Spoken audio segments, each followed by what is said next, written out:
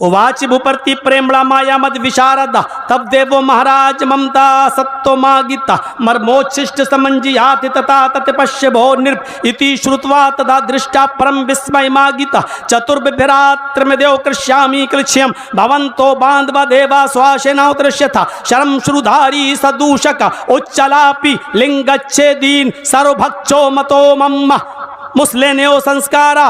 ये इतना स्पष्ट है भविष्य पुराण का प्रति सर्परों का तीसरा खंड मंत्र नंबर 25, 26, 27, 28, 29, 30 मैंने लाइन से पढ़ दिया है। आखिरी नबी के मानने वाले जब इस भारत में आएंगे तो उनकी पहचान क्या होगी? शरम शुरूधारी, लंबी दाढ़ी रखेंगे, दाढ़ी में गांठ नहीं लगाएंगे। लंबी दाढ़ी, बहुत से हिंदू भाइयों को या सिखों को आपने देखा होगा, लंबी दाढ़ी हो जाती है तो बाल ऐसे कर लेते हैं, घुमा लेते हैं, उसको गुच्छा बना लेते हैं, लगता है जैसे नारियल का गुच्छा। वो देखिए आप, बालों को खुश्क कर लेते हैं, ड्राई कर लेते हैं, सुखा लेते हैं। तो ये इशारा किया, वो लंबी दाढ़ी रखेंगे लेकिन दाढ़ी में गांठ नहीं लगाएंगे। सदूषा का प्रतिक्रिया करेंगे, तवाफ करेंगे, चक्कर लगाएंगे यानी हज या उम्रा करेंगे, तब अपने बाल छिलाएंगे। देखिए सदूषा का सर के पूरे बाल छिलाएंगे, चोटी नहीं रखेंगे। मुसलमान लोग जब हज करते हैं या उम्रा करते हैं तो सर के बाल छिलाते हैं कि नहीं छिलाते? पूरे बाल जब कटाते तो कोई टिक्की रखता है? नहीं रखता। आखिरी नबी के मानने वाले पूरे बाल छिलाएंगे लेकिन टिक्की नहीं रखेंगे, चोटी नहीं रखेंगे। हमारे हिंदू भाइयों में चोटी रखी जाती है, क्यों? क्योंकि वो मानते हैं कि शंकर जी की जटा से, शंकर जी की चोटी से गंगा जमुना निकली है। ये गंगा जमुना जो बह रही है वो शंकर जी की लटा से बह रही है, इसलिए गंगा का जल बहुत पवित्र माना जाता है। क्या चीज़ है वो? शंकर जी की लटा है।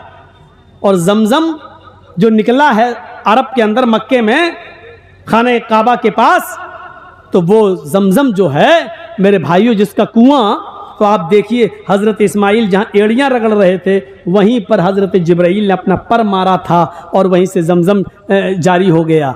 वहाँ शंकर जी की जटा है, यहाँ इस्माइल अलैहिस्सलाम के पैर की एड़ी है। देखिए कितना कितना मिलता जुलता मामला, कितना मिलता जुलता मामला। तो शर्म शुरूधारी, लंबी दाढ़ी रखेंगे, दाढ़ी में गांठ नहीं लगाएंगे। सदूषा का प्रतिक्रिया करेंगे, परिक्रमा करेंगे, चक्कर लगाएंगे, खाने का बागत तवाफ करेंगे, सर के बाल छिलाएंगे तो चोटी नहीं रखेंगे, टिक्की नहीं रखेंगे। उच्चलापी, मंदिरों में पूजा करने के लिए घंटा बजाया जाता है, लेकिन अंतिम ऋषि के मानने वाले अपनी पूजा के लिए घंटा नहीं बजाएंगे। उच्चलापी, ऊंचे स्वर में आलाप करेंगे, अर्थात आजान देने वाले होंगे, अर्थात वो अपने जबान से जोर जोर से आजान देंगे, आलाप करेंगे, आजान देने वाले होंगे, घंटा नहीं बजाएंगे, आजान देंगे। ये पहचान पूरी देखते जाइए किसके अंदर पाई जा रही है। लंबी दाढ़ी रखेंगे, गांठ नहीं लगाएंगे, कौन है?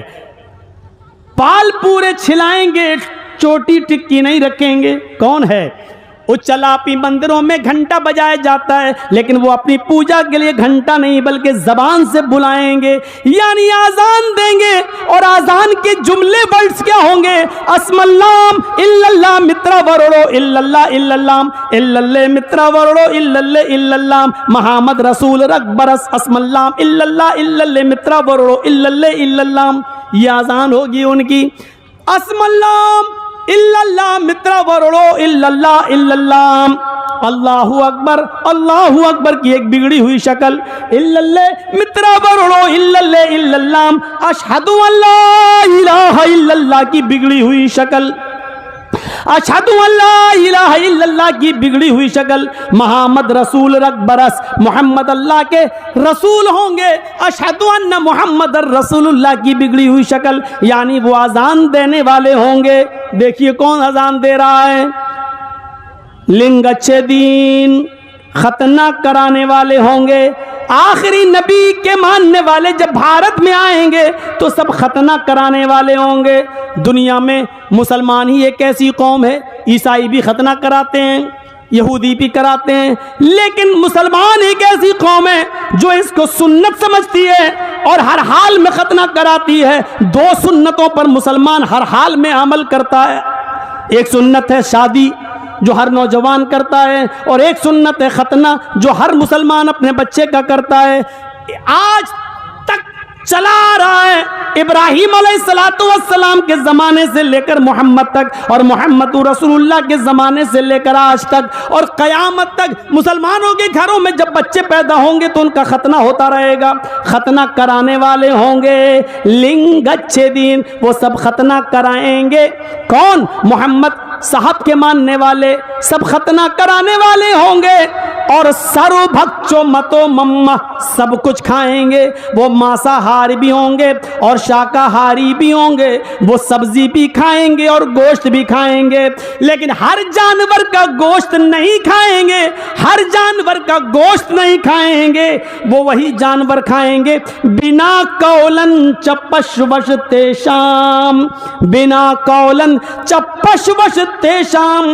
वो हर जानवर नहीं खाएंगे, उसी जानवर को खाएंगे जिस जानवर पर कौल, जिस जानवर पर मंत्र पढ़ा जाएगा, जिस जानवर पर मंत्र पढ़ा जाएगा तभी वो हलाल होगा। यानी वो बिस्मिल्लाही अल्लाहु अकबर कहकर जिस जानवर को ज़िबा करेंगे उसी जानवर को वो खाएंगे, हर जानवर नहीं खाएंगे। मुस्ले ने और इनको मुसलमान कहा जा रहा होगा। मुसलमान तो ही जातियो द्युदशा, सारी कौमें सारी बिरादरियां इनको मुसलमान के नाम से जानेंगी। ये हिंदू धर्म की किताब में लिखा है, सारी बिरादरियां सारी कौमें सारी जात उनको मुसलमान के नाम से जानेगी। तो बताइए कौन है लंबी दाढ़ी रखने वाले, दाढ़ी में गांठ न लगाने वाले, परिक्रमा करते वक्त तवाफ करते वक्त अपने सर के सारे बाल छिलाने वाले, चोटी न रखने वाले, आजान देने वाले और खतना कराने वाले और सब कुछ खाने वाले, हर जानवर नहीं बल्कि हलाल जानवर खाने वाले। मेरे भाइयों, कहा ये आखिरी नबी के मानने वाले होंगे, लिहाजा आखिरी नबी की शरण में चले जाओ, आखिरी नबी के शरण में आ जाओ। यानी हिंदू भाइयों से कहा जा रहा है कि जब ऐसे लोग भारत में आ जाएं तो यही तुम्हारा सत्य धर्म होगा, तुम उस धर्म में शामिल हो जाना, उस धर्म में चले जाना। गले में जब डाला जाने लगा तो हजरत खुबैब से कहा गया, अय खुबैब, आज तो तुम भी सोच रहे होगे कि जिस मोहम्मद की वजह से मुझे इतनी तकलीफ उठाना पड़ रही है, मेरी जान तक जा रही है, आज मोहम्मद इस जगह पर होते और मैं बच जाता, मोहम्मद के मेरी जान बच जाती और मोहम्मद मारा जाता। आज तो तुम्हें भी लग रहा होगा कि मोहम्मद की वजह से मुझे सूली दी जा रही है, काश मेरी जगह मोहम्मद को फांसी दी गई होती और मुझे छोड़ दिया गया होता। हजरत खुबैब ने देखा फांसी का फंदा गले तक आ गया है, मुस्कुराते हैं और काफिरों को ये जवाब देते हैं, आए काफिरों, तुमने बहुत छोटी बात की है, तुमने बहुत गिरी हुई बात की है। क्या मैं ये चाहता हूं कि मोहम्मद फंस जाऊं और मैं बच जाऊं? अल्लाह की कसम, अगर तुम मोहम्मद रसूलुल्लाह को मेरे सामने ले भी आओ और ये कहो, आए खुबैब, सिर्फ मोहम्मद के पैर में कांटा चुभा लेने दे, मोहम्मद के पैर में सिर्फ कांटा चुभा लेने दे, मोहम्मद के पैर में सिर्फ कांटा हमको चुभाने की इजाजत दे दे, मैं तेरी जान बख्श दूंगा। अल्लाह की कसम, मैं ये भी बर्दाश्त नहीं करूंगा कि मेरी जान इसके बदले में मोहम्मद रसूलुल्लाह के पैर में कांटा भी चुभाया जाए, मैं ये भी गवारा नहीं करूंगा। मैं चाहूंगा कि मेरी जान चली जाए लेकिन मोहम्मद रसूलुल्लाह के पैर में कांटा भी न चुभने पाए। मैं अपनी जान दे दूंगा लेकिन नबी के पैर में कांटा भी नहीं चुभने दूंगा। मेरे भाइयों, ईमान जब किसी के अंदर घर करता है तो उसके अंदर ये स्पिरिट पैदा होती है, उसके अंदर ये ताकत पैदा होती है। आप हम सब अपने गरीबानों में झांक कर देखें, क्या ईमान हमारे अंदर है? क्या ये स्पिरिट हमारे अंदर पैदा हुई? और जब ईमान हमारे अंदर नहीं होता है तो आप देख लीजिए, बदलने में ज्यादा टाइम नहीं लगता। आजकल बहुत नाम लिया जा रहा है, जितेंद्र नारायण त्यागी का है, नाम मत लीजिएगा उसका। पहले क्या नाम था छोड़िए, भूल जाइए। दो दो कौड़ियों के लोगों के नाम नहीं लिए जाते हैं। देखिए, जब किसी के अंदर से ईमान निकलता है तो इंसान कहां से कहां पहुंच जाता है। चले थे साहब कुरान बदलने, चले थे कुरान की 26 आयतों को निकलवाने। कसम खाया था कि मैं इस कुरान को बदल के रहूंगा, इस कुरान को चेंज करके रहूंगा, इस कुरान को हटा के रहूंगा, 26 आयतें उसकी निकलवा के दम लूंगा। चला था कुरान बदलने, अल्लाह ने ऐसा बदला कि मेरी किताब को बदलने का सपना देखने वाले, देख मैंने तुझी को बदल डाला। तेरी औकात क्या है कुरान को बदलेगा? तू 26 आयतों की बात करता है। तू अगर मरने के बाद 26 मर्तबा जिंदा होकर, 26 मर्तबा भी मरकर, 26 मर्तबा भी जिंदा हो जाए और 26 मर्तबा जिंदा होने के बाद भी अगर ये चाहे कि हम 26 आयतें बदल दें, तो 26 आयतें तो बहुत दूर की बात, कुरान के 26 लफ्ज भी नहीं बदल सकता। और 26 लफ्ज तो बहुत दूर की बात, कुरान का एक नुक्ता भी इधर से उधर नहीं कर सकता। अल्लाह ने ऐसा बदला कि वो बेचारा एक मंदिर में जाके शरण लेकर हवन करते हुए पूजा कर रहा है और अपने माथे पर टीका लगा रहा है। और उसने भी ये साबित कर दिया कि अब हम पूरी तरीके से बदल गए हैं, अब इस्लाम से हमारा कोई ताल्लुक नहीं है। लेकिन जिसने अपने आप को पूरी तरीके से बदल लिया, आज वो ये समझ रहा है कि मैं बदल गया, आज वो समझ रहा है कि मैंने इस्लाम को छोड़ दिया, आज वो ये समझता है कि मैंने पूरी तरीके से चेंज हो गया। लेकिन वही नारायण, जितेंद्र नारायण त्यागी जब जब पेशाब करने के लिए बैठेगा, अल्लाह की कसम वो यही सोचेगा कि मैंने अपने आप को तो बदल दिया, लेकिन ये खतना भी बदल जाता तो अच्छा होता। ये मेरे नीचे का हिस्सा, मेरी नीचे की मशीन भी अगर चेंज हो जाती तो अच्छा होता। वो अपने आप को गालियां देगा कि हमने सबको बदला, अपने आप को बदल दिया, यही नहीं बदल पाया मैं। मोदी जी को फोन कर रहा होगा बार बार, दुनिया में कहीं भेज के हम ये खतना बदलवा दो, ये सही करा दो।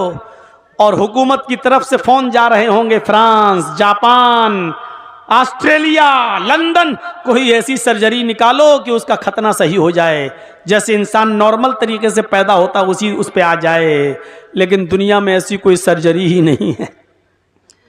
शायद दूसरे मुल्कों के लोगों ने फोन पे कह दिया होगा, मोदी जी जैसा है वैसा ही रहने दो, अगर सर्जरी करवाई तो पूरा का पूरी की मशीन गायब करना पड़ेगी, फिर ये बेचारा ना मर्द ही रहेगा ना औरत, बीच वाला कहीं ना बन जाए, इसलिए उसको ऐसे ही रहने दो।